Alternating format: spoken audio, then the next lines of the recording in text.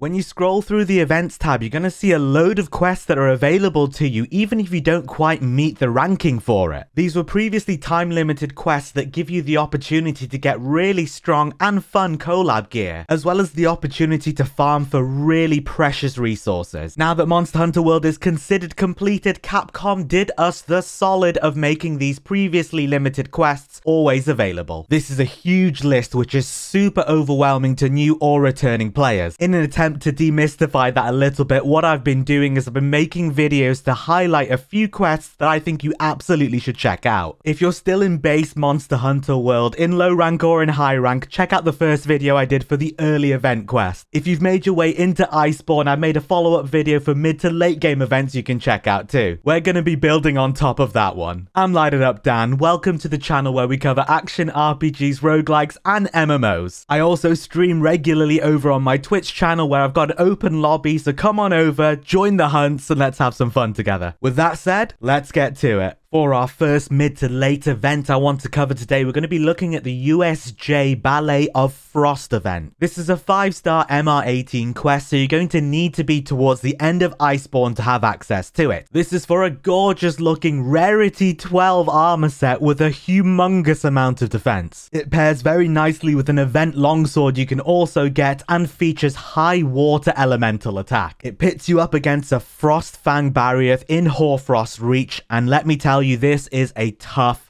fight. Regular Barrier is hard enough, but the Frostfang variant, even harder and has some additional attacks. You're going to want to make sure that your gear is up to date and you've brought some high defense gear if possible. By increasing your ice elemental resistance to 20 or above, you will be invulnerable to ice elemental blight. This will help tremendously alongside the additional resistance you're going to get against the monster. This should be pretty easy to achieve with a large elemental resistance food buff, and if you need to, you can add some decorations to supplement it too. While it may seem really intimidating, it's actually very beneficial to fight the Barrier in a narrow, small corridor. This allows you to restrict its movements and focus in your damage on it. You can further achieve this by part breaking the hind legs of the Barrier as well. This is a really intense fight to do solo. I would definitely call in for help using the SOS flare or just by playing with your friends in a session, which will just take the heat off you a bunch and allow you to have some more fun with it. As with all monsters, but especially so for Iceborne ones, keep an eye on the minimap for the monster icon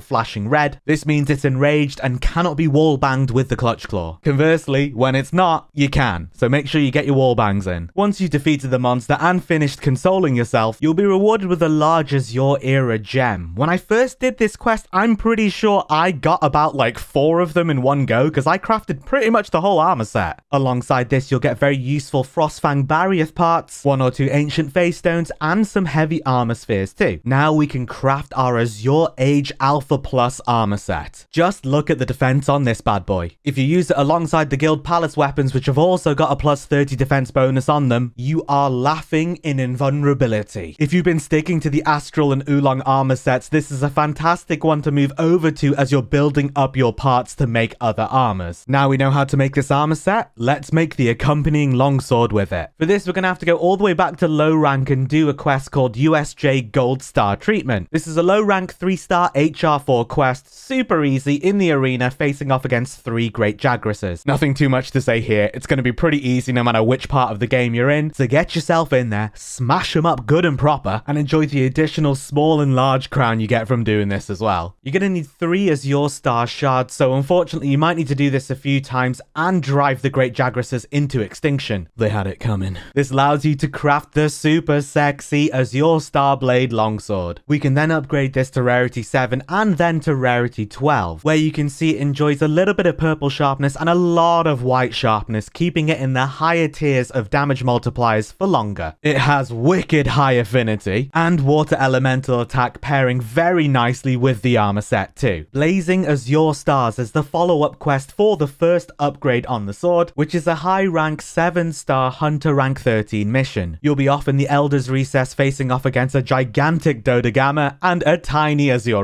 Rathalos. Fighting these ridiculously proportioned monsters is a reward enough in its own right. You shouldn't really have any issues here, of course dependent upon where you are in the game, but of course watch out for the blast from Dodogama and the poison from Azure Rathalos. Utilize the various traps you can trigger in the Elder's Recess like the falling crystal pillars, and get carried by the Gadjalakas with their sleep knives. Once you're done, you'll be rewarded with your Azure Star gems, which you'll need 2 of, so you might need to repeat the quest a couple of times. Then you can upgrade it to the Azure Star Dragon Dance, the rarity 7 version. The final upgrade to the Azure Star Dragon Dance plus rarity 12 weapon requires you to go back to the Frostfang Barrier quest Ballet of Frost. Again though, look at the white sharpness, the massive affinity, the great water elemental attack, and the 2 level 4 gem slots. 2! An absolutely fantastic weapon to add to your arsenal. With all this fancy new armor, you're going to be needing some more armor spheres, huh? Don't you worry, I got you. Iceborne does a fantastic job of giving you armor spheres from all of your regular quests, your bounties, and by running Steamworks regularly anyway. However, as we're getting into higher rarity armors, they do demand a ton of upgrade points. The event Talk About a Party Foul is a 5-star MR19 mission, taking place in the special arena that should be quite accessible if you're towards the end of Iceborne. This is a fantastic alternative to brand new Brute if you don't quite have access to it, which I didn't at the time of recording this. Seething Basil Geese has absolutely no chill and is an absolute nightmare, so definitely call in for help.